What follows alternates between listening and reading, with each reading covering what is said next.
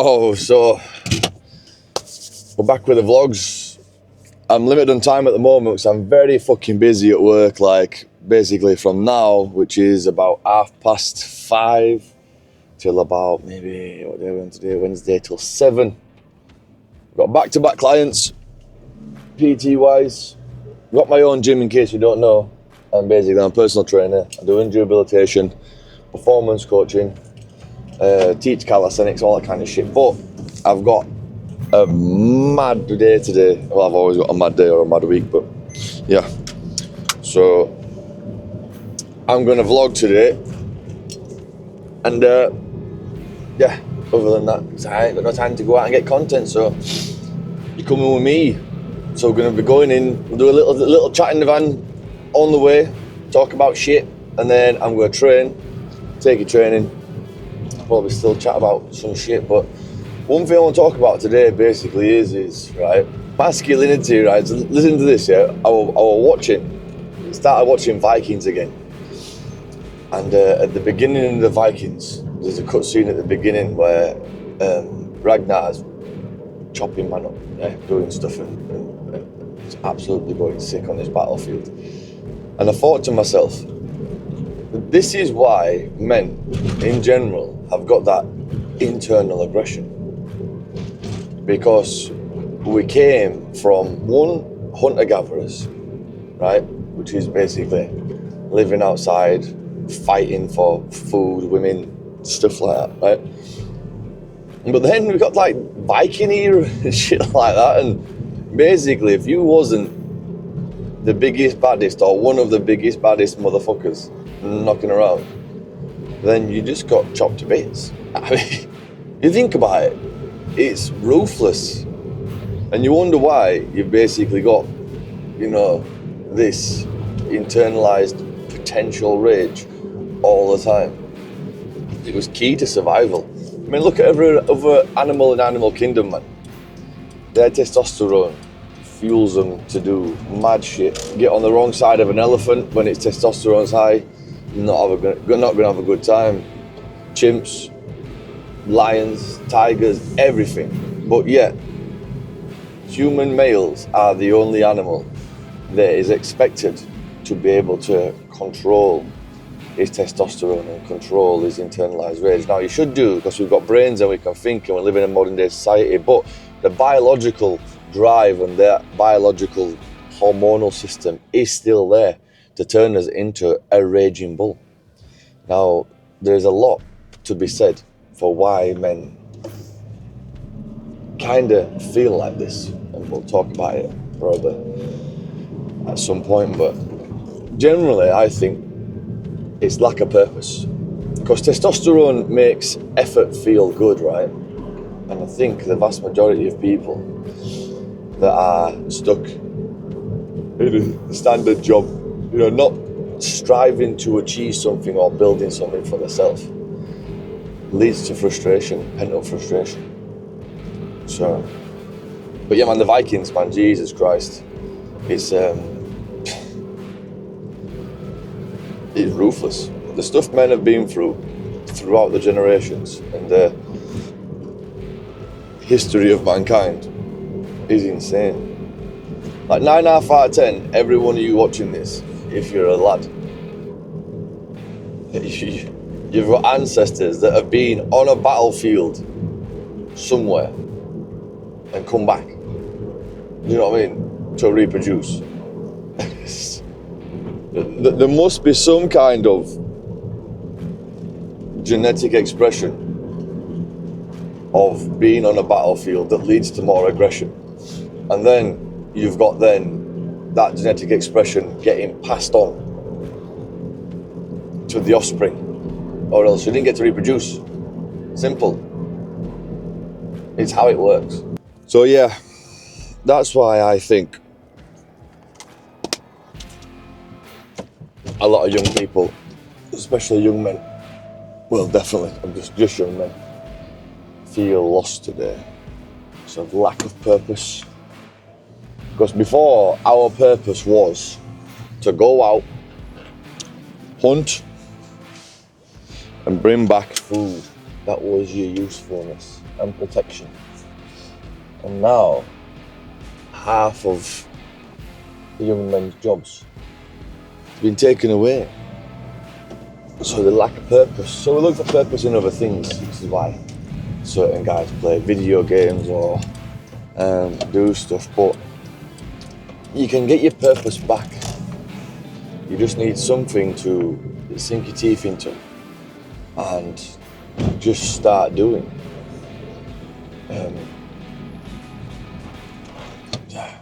I mean, anything. Training is by far one of the best things. Building your physique up is one of the best things. Working on your mindset is another thing. It's very important. Working on your capacity to be useful to people around you.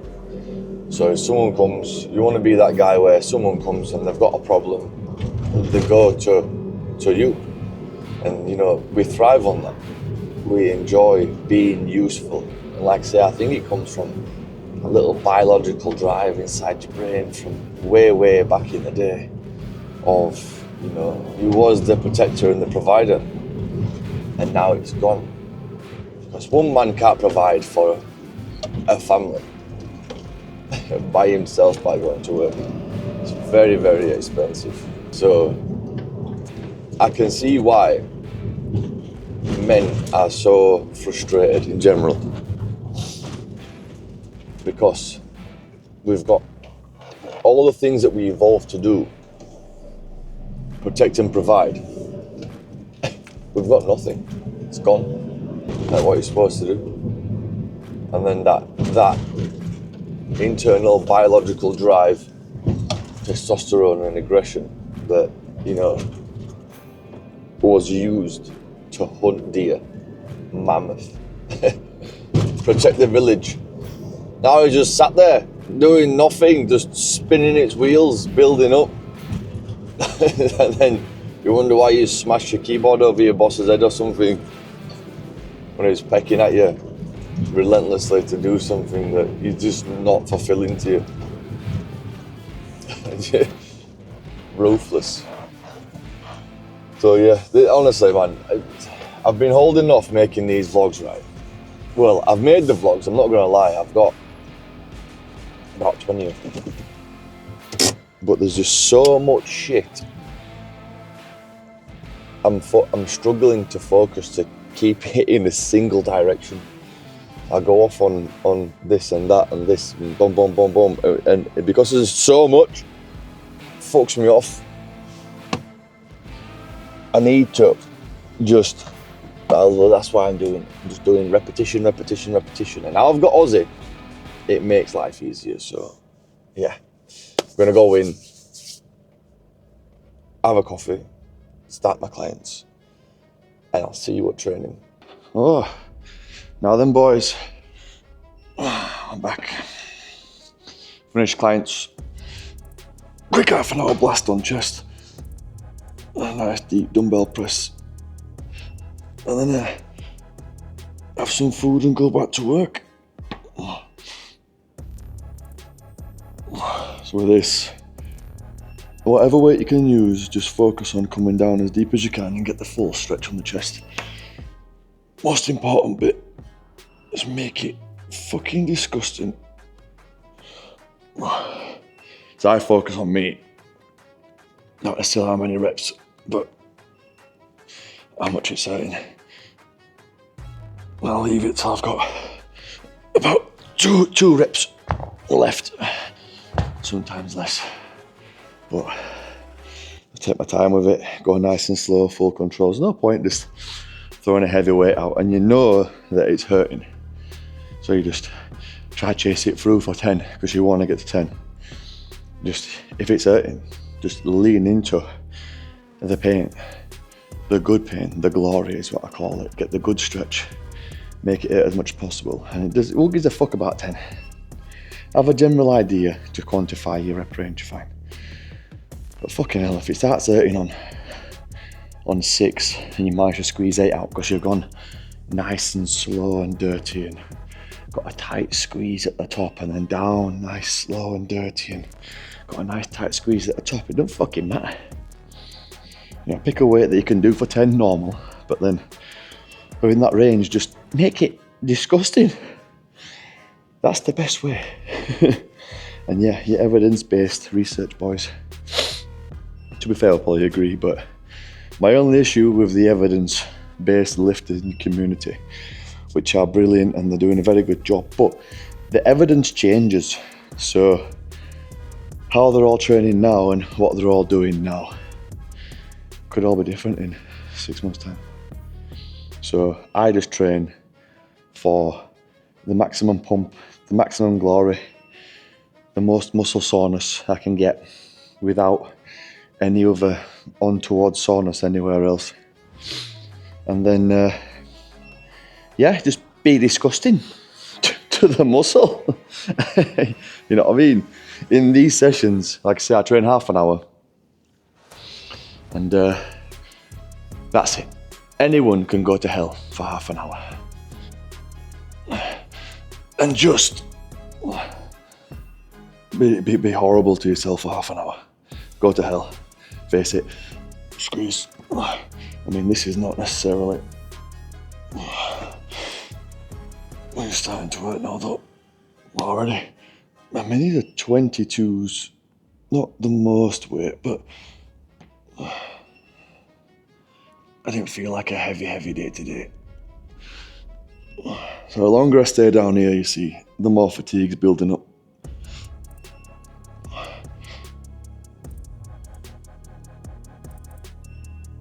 Bit deeper, bigger stretch as well. If I start going towards a max weight, I'm not comfortable taking it down there. But now it's hurting. Now it's hurting a lot.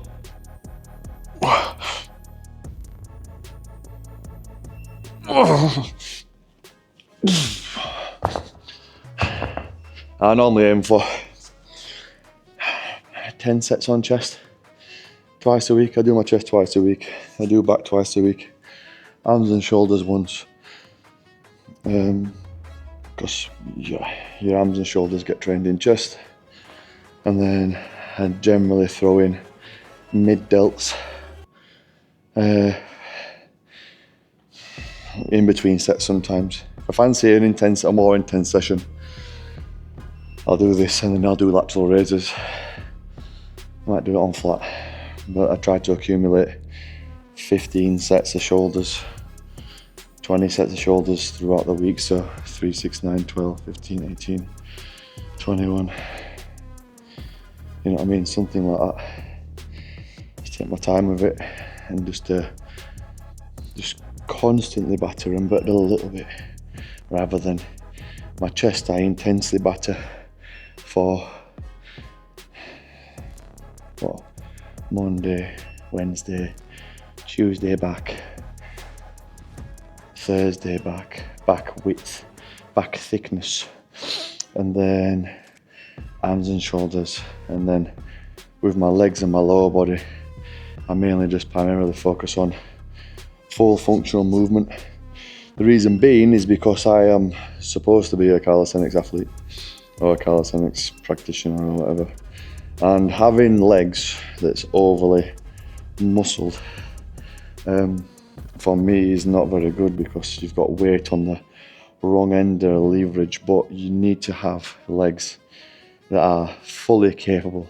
Like I can box jump nearly my head height, I can sprint very fast, can kick very hard, can single leg pistol squat, and you know, at any point I can just put 100 kilos on a bar and, you know, have very good deep squat range. That's all I need my legs to do, is carry my torso. Carrying my torso around. Now I can feel that just starting to cool off in the chest and the shoulders, so we go again. 22s for incline. I mean, this is my second chest session as well, trained on Monday, so it's not my heavier one, but it's my dirtier one.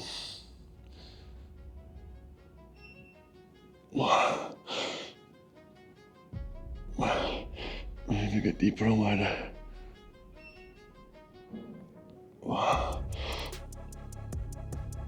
Let's see if I just threw these out, I'll probably get about the camera cut off then. So I think it's got record limit. So now I got 30s anyway, flat chest, so let's take this. Nice and deep, boy. Boom. Like I say, man, the weight that you use is all relative. Like for this, my max flat press is going to be about 50s, 60s. So I'm using nearly half the weight, just really sinking deep in there, stretching the fuck out of it. Big tension under load. One more.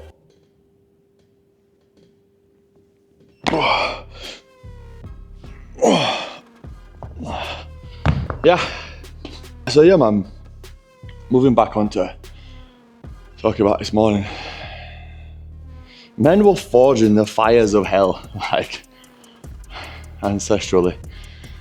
And you wonder why you got all this fucking pent-up aggression. I mean, a physique, you know, that's built to do stuff like this is built to fucking do war. And you have no war anymore, so that's fine. You want to go around being violent and being a fucking idiot. Shit. One of the pinnacles of, you know, masculinity in general is protection. Like, you're supposed to protect people. Use your masculinity for a force of good. It's like a rifle. You can use a rifle to hurt people, or you can use a rifle to protect people. You know what I mean? Like, what does Uncle Ben say? With great power comes great responsibility. Just because you're stacked doesn't mean you should go around being a dick. That's the idea, you know. But if someone does try to hurt you, then yeah, you use what God give you and your full physical might to bring fire upon your enemies and smite them.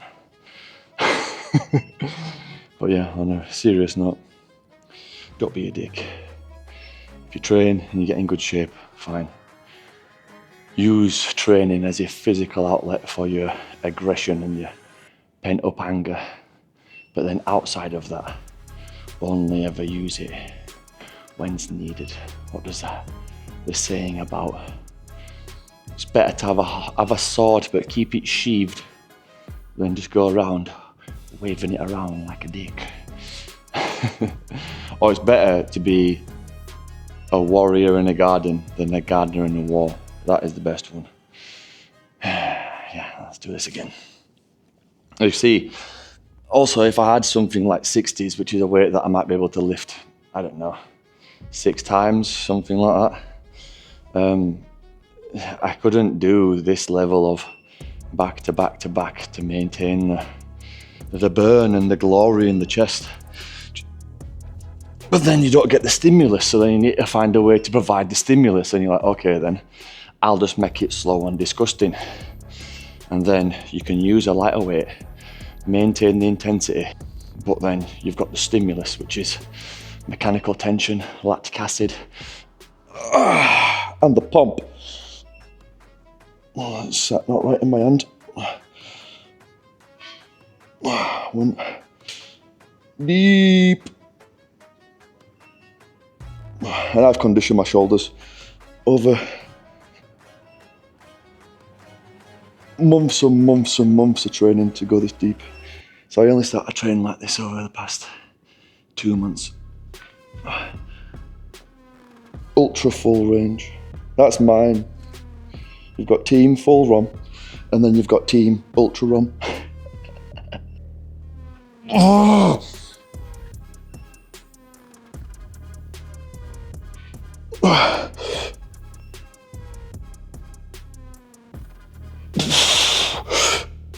So I might have got 1 or 2 more than, but it'd have been a struggle. There's a lot to be said about constant war on masculinity in general. One thing I will say is, put it this way, if you've got a population full of testosteroned up masculine men, right, it's easier to keep that, it's harder, sorry, to keep that population subdued, you know. Whereas if they're all weak feeble, they don't embrace their masculinity. So because they don't embrace their masculinity, they don't acquire strong networks, they don't acquire wealth, you know, become strong, physically capable, like firearms and stuff like that. That's a population that's easy to control, whereas a population of effeminate men that, you know, don't embrace masculinity or are scared of any kind of confrontation or don't have the ability to be violent if they need to be, is a population of men that is easy to control and subdue and do what you want with. Because basically, a well-built or a powerful entity, should I say, or someone who's well-built, can bully and physically manipulate and just slap around a weak man. There's nothing you can do. Whereas if that person is equally as powerful, or there's 2 of them or 3 of them that are, you know, and the government comes and tries to do shit like COVID or all of the other bullshit that they try, taking your white rights. This is why the Yanks don't want to let the guns go, you know, and rightly so. You know, the school shootings aside, which, yeah, it's fucking bad enough as it is, but I mean, that's another topic of another fucking day. The incels and why the incels exist. You know, they shouldn't exist. If masculinity was properly taught by, it seems like there's a cap on the recording time of about 8 minutes. So fuck knows, I'll fix that later. But yeah, so basically, what was I saying? Yeah, public figures that are preaching masculinity and teaching people, you know who they are. Your Jordan Petersons and your Joe Rogans and your Andrew Tates and your Andrew Hubermans and all these people that are teaching men to become powerful versions of themselves just conveniently seem to be demonized all the time. I'm not saying all the stuff that they all say are correct, but to me, whatever the powers that be don't want you to do, that makes no sense. There's a reason behind it. And the reason behind it, 9 out of 10, is sinister, conspiratorial. It's another thing. Conspiratorial. 1, dirty 2. Come on, 10.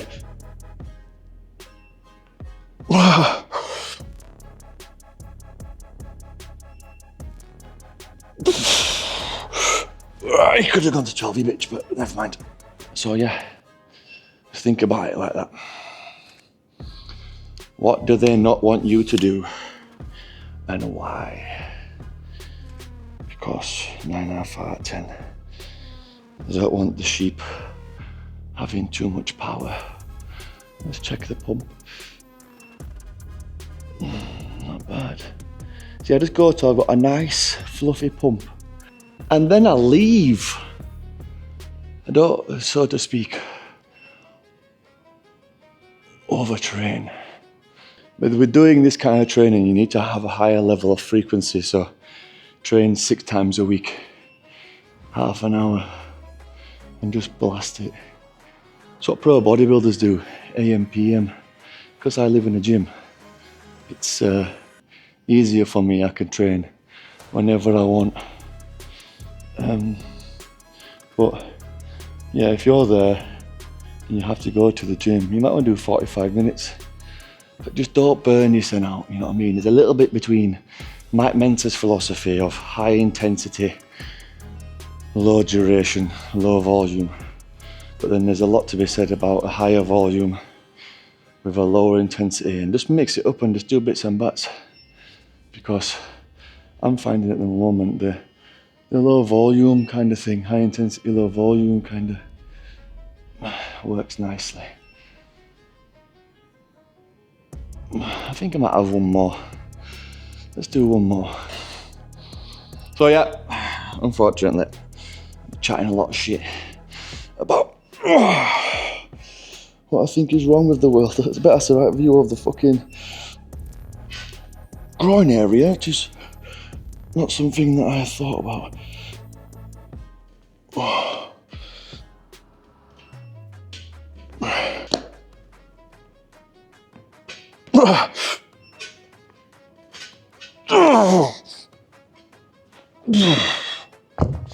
That's it. Oh, see, and you can always just speed up at the end if it starts hurting and you want your 10 reps, just normal rep range. The sliding scale. But yeah, I think that's it for today. I'll try to do these vlogs a bit shorter because even though it's minimal editing, it's still a lot of editing. I see you tomorrow in the van. Fingers crossed.